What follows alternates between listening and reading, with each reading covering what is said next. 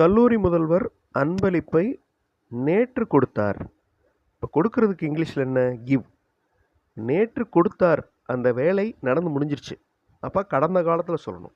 இப்போ கிவ்வோடைய கடந்த கால வார்த்தை கேவ், அதாவது past form. The college principal gave the gift yesterday. The college principal has given அப்படின்னா என்ன அர்த்தம்? கொடுத்துட்டாருன்னு அர்த்தம். இப்போ தான் கொடுத்துருக்கிறாரு அப்படின்னு அர்த்தம். The college principal is giving அப்படின்னா கொடுத்து கொண்டிருக்கிறார். அப்போ இந்த ரெண்டு சென்டென்சஸ்லையும் எஸ்டர்டே அப்படிங்கிற வார்த்தை வரக்கூடாது. So first option is the correct answer. மாணவர்கள் தற்போது தான் வகுப்பறைக்கு வந்திருக்கின்றனர். இப்போ தான் வந்திருக்கிறாங்க. ஸோ இப்போ தான் நடந்து முடிஞ்சிருக்கு, அதாவது நிகழ்காலத்தில் ஒரு வேலை நடந்து முடிஞ்சிருக்கு அப்படிங்கிறத ப்ரெசன்ட் பர்ஃபெக்ட் டென்ஸில் சொல்லணும். அதனுடைய ஸ்ட்ரக்சர் என்ன? Has come, have come. Has சிங்குலருக்கு யூஸ் பண்ணுவோம், ஹாவ் ப்ளூரலுக்கு யூஸ் பண்ணுவோம். இப்போ ஸ்டூடெண்ட்ஸ் ஹாவ் கம், மாணவர்கள் இப்போ தான் வந்திருக்கிறாங்க. ஸ்டூடெண்ட்ஸ் ஆர் கம்மிங் அப்படின்னா மாணவர்கள் வந்து கொண்டிருக்கின்றனர், ப்ரெசன்ட் கண்டினியூஸ் டென்ஸ்.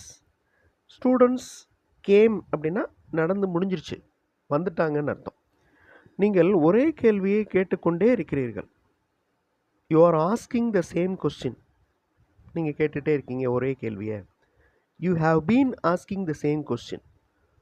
ரொம்ப நேரமாக இந்த கேள்வியை தான் நீங்கள் கேட்டுக்கிட்டே இருக்கீங்க. So that is the correct answer.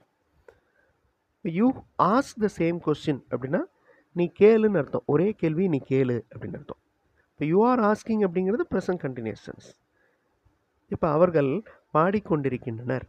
தே சிங் வருமா, தே சாங் வருமா, தே ஆர் சிங்கிங் வருமா? கமெண்ட்டில் ஆன்சர் பண்ணுங்கள். ஃபுல் வீடியோ பார்க்குறதுக்கு சென்டாக் சேனல் பண்ணுங்கள். ரிலேட்டட் வீடியோவில் வீடியோ லிங்க் ஆகிருக்கு. கண்டிப்பாக உங்களுக்கு யூஸ்ஃபுல்லாக இருக்கும். தேங்க்யூ.